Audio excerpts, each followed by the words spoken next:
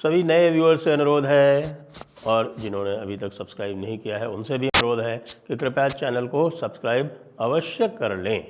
नमस्ते, मैं हूं संजय दीक्षित और आप देख रहे हैं दी जयपुर डायलॉग्स। दूसरे चरण का चुनाव पूरा हो गया है, उसका काफ़ी कुछ विश्लेषण भी हमने कर दिया था कल, लेकिन अब पूरा 20 घंटा तो हो चुका है चुनाव पूरा हुए, तो अब बहुत सारी चीज़ें जो है वो और भी स्पष्ट होकर आ रही हैं। जो चुनाव का जो कल का गणित था उसमें वोट प्रतिशत में जो अधिकता हुई है वो भी सामने आ रही है और उसको देखकर पता चलता है कि पिछली बार से लगभग 4% पोलिंग कम हुई है। अब ये जो पोलिंग कम होने का हिसाब किताब है ये भी बड़ा ही रुचिकर है। जब मैं आपको बताऊं कि 1998 का चुनाव हुआ था, 1998 के चुनाव में भारतीय जनता पार्टी ने लगभग 4% वोट अधिक पोल हुए थे। उसके आधार पर लोग कहते हैं कि भाई ये जो 4% वोट जो अधिक पोल हुआ उसके कारण भारतीय जनता पार्टी जीत गई और 182 सीटें लाकर उसने अपनी सरकार बना ली। ठीक है, कोई बात नहीं। 1999 में 2%, लगभग 2% कमी आई, लगभग 2% यानी 59.99% पोलिंग हुई थी 1999 में। ये 1.97% कम थी 1998 से। सीटें उतनी ही आई, यानी कि 182, और उसके अतिरिक्त जो और उनके साथी थे उनकी और भी अधिक सीटें आ गई और उनको मिला के बड़ी आसानी से सरकार बन गई। जयललिता की कमी नहीं खली। फिर आप कहेंगे फिर क्या हुआ? 2004 में फिर लगभग 1.5% की कमी हुई। कह रहे हैं कि साहब उस 1.5% की कमी के कारण क्या भारतीय जनता पार्टी हार गई? पता नहीं। आगे 2009 के चुनाव होते हैं। 2009 के चुनाव में कांग्रेस जीतती है।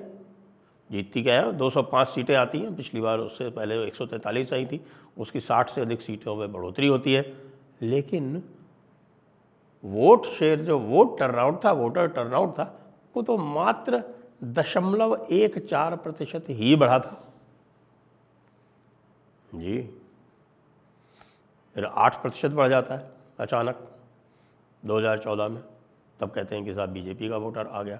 अब 8% के बाद फिर उसके अगले वर्ष जो है फिर लगभग 2% बढ़ता है। अब इस बार कह रहे हैं कि 4-5% कम हो रहा है। तो भाई कब तक बढ़ाते रहोगे, कितना खींचते रहोगे?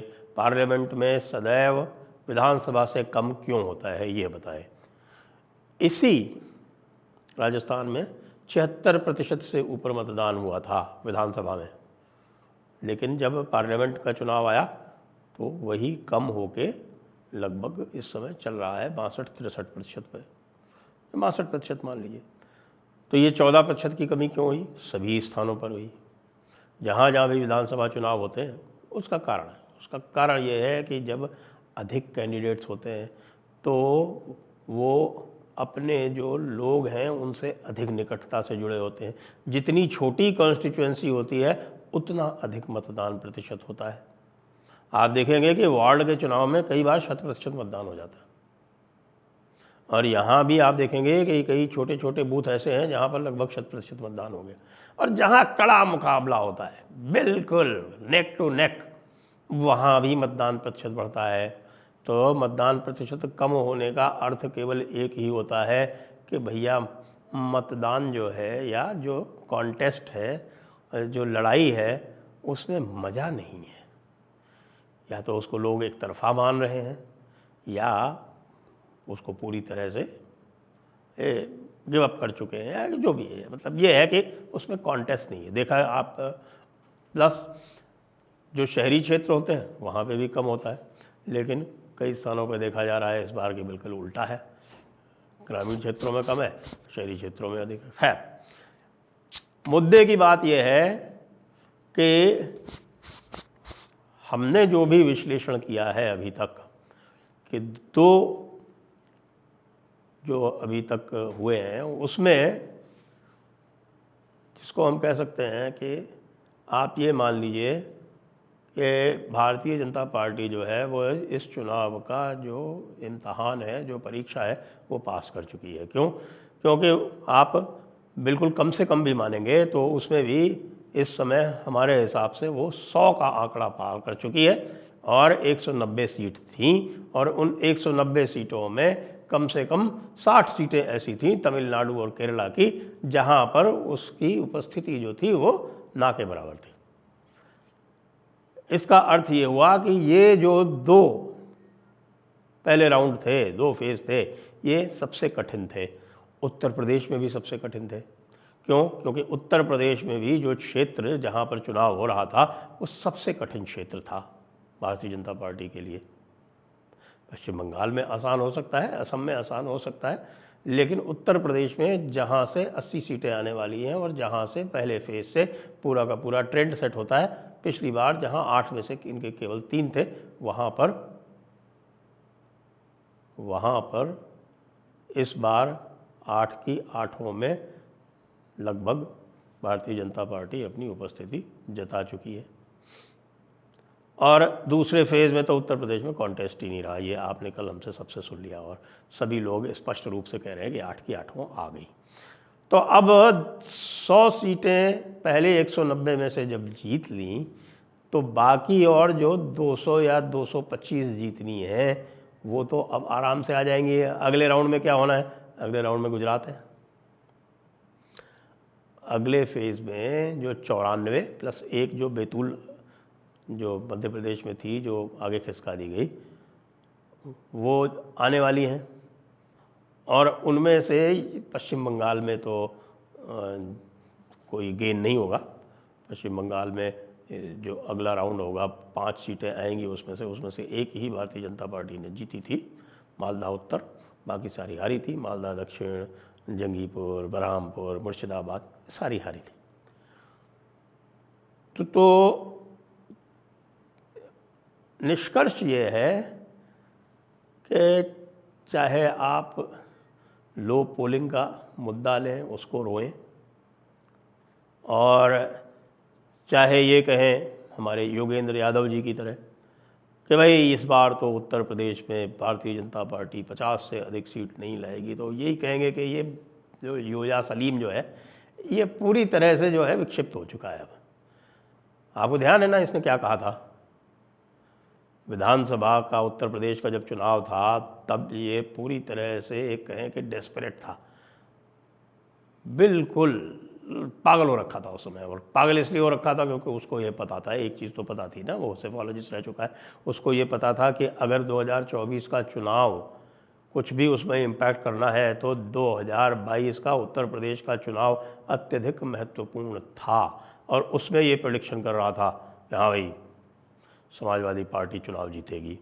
हार गई और अच्छी खासी हारी, यानी कि 2/3 मेजॉरिटी लेके योगी आदित्यनाथ आ गए। उसमें योगी आदित्यनाथ की जो अपनी स्वयं की लोकप्रियता थी उसका भी बहुत बड़ा कंट्रीब्यूशन था। तब ये कहने लगा कि देखिए साहब, हमने तो भाई पिच बनाई थी, उस पर अच्छा सा रोलर चलाया था, अब बॉलर जो है वो बॉलिंग ही नहीं कर पाए, तो क्या किया जाए। अब ये जो सेफोलॉजिस्ट है ये किस प्रकार के प्रेडिक्शन दे रहा है, जब ये जानता है कि 12% जिसका विधानसभा में वोट आया था वो पार्टी पिछली बार समाजवादी पार्टी के साथ में थी और वो अब नहीं है, और विधानसभा में इनका मात्र 24% वोट था और उसका जो था 14%, 15% या संभवतः 18% तक वोट था। कुल इन लोगों के 38-39% वोट आए थे। उसकी जो 12-13% वाली पार्टी, या 14 मान लीजिए, जो पिछले हिसाब से देखें तो वो पार्टी नहीं है साथ में, फिर भी कह रहे हैं कि साहब भाजपा की सीटें तो कम होंगी। अब ये कौन सी सेफोलॉजी है मेरी समझ में नहीं आती, क्योंकि सेफोलॉजी थोड़ी बहुत मैं भी करता हूँ और मेरा मेथड थोड़ा सा अलग है। मैं पूरी तरह से सैम्पलिंग, यानी कि मैं सीट बाय सीट करता हूँ और उसके बाद फिर वोट शेयर का प्रोजेक्शन करता हूँ, और वोट शेयर का भी प्रोजेक्शन अलग से भी करके और फिर दोनों का मेल मिलाप करता हूँ। तो एक बात तो जान लीजिए कि अब कोई भी कुछ भी स्यापा करे, एक बात बिल्कुल स्पष्ट है, चाहे योया कुछ कहे, कर्नाटका के बारे में कुछ कहे, कर्नाटका में जो कल की पोलिंग हुई उससे भी यह स्पष्ट हो गया कि भारतीय जनता पार्टी अपनी सारी सीटें जीत रही है। यहाँ तक कि जो सीएम मंजूनाथ है बेंगलोर रूरल में, उनको भी लोग आगे ही बता रहे हैं, पीछे नहीं बता रहे हैं। और चिकबल्लापुर कोलार जैसी सीटें जहाँ पर लग रहा था लोगों को कि कांग्रेस जीतेगी, वो भी भारतीय जनता पार्टी निकाल रही। तो कर्नाटका वाला भी रह गया, उत्तर प्रदेश में भी कुछ नहीं हो रहा है। योया कुछ भी बोलते रहे, बकवास करते रहे, उसका कोई मतलब नहीं है। वो कह रहे हैं 225 सीटों पर रुक जाएगी भाई भारतीय जनता पार्टी। चलिए गनीमत है, आपने 225 तो दी, तो जो भी योया कहें उसमें जो है आराम से आप 20% ऐड कर लीजिए, उतनी तो मिनिमम है, तो उतने पे भी आ जाएगा। 225 में यदि आप 20% ऐड करेंगे तो लगभग 50 ऐड करनी पड़ेगी, 50 ऐड करेंगे तो 275 वैसे ही हो जाएंगी। तो एक तरह से योया जो है वो अपने आप भी दे रहे हैं भारतीय जनता पार्टी को मेजॉरिटी अकेले। अब अगले राउंड्स में क्या होना है? अगले राउंड में जैसा मैंने बताया आपको, राउंड 3 में गुजरात 26-0 होना ही होना है। कुछ भी कर लो आप, कितनी पुरुषोत्तम रुपाला को बुला लो, कुछ नहीं होने वाला। राजस्थान में क्या कर लिया, इतना हंगामा करने के बाद भी 2-3 सीटें जो हैं आप माइनस कर पाओगे, और वो भी पता नहीं होंगी कि नहीं होंगी, क्योंकि अंतिम राउंड में ये भी पता चला है कि भैया जिनको कहा जा रहा था कि वो राउंड से आउट हो गए, वो वापस कम बैक स्टेज कर गए। बांसवाड़ा भारतीय जनता पार्टी ने आराम से निकाल ली, और बाड़मेर में कैलाश चौधरी ने लास्ट में कम बैक किया है। वहाँ पे तीनों को बराबर बराबर दे रहे हैं। आपके सटोरिये भी तीनों का 90-90 पैसे का भाव दे के रखे हुए। सोचिए आप ज़रा। इसी तरह से टोंक सवाई माधोपुर बताई जा रही थी कि भाई निकल जाएगी कांग्रेस की, और वहाँ भी मामला जो है वह लास्ट में उल्टा पड़ गया। तो आखिरकार इतना सब रो पीट के अगर पहले 2 राउंड में कोई इक्की दुक्की सीटें गेन कर ली तो क्या किया? अभी तो सीटें आनी हैं, अभी तो आंध्र प्रदेश में मार खानी है, अभी तो तेलंगाना में मार खानी है, अभी तो महाराष्ट्र में मार खानी है। इसलिए सेफली मैं कह सकता हूँ कि कांग्रेस जो है भाई 2014 की सीटें तो ना बीट कर पाएगी, हो सकता है 40 से नीचे चली जाए। तो इसलिए सब लोग मिलके रुदाली करो, इसके अतिरिक्त तो और कुछ नहीं बचा है तुम्हारे पास। जय हिंद, जय भारत, वंदे मातरम।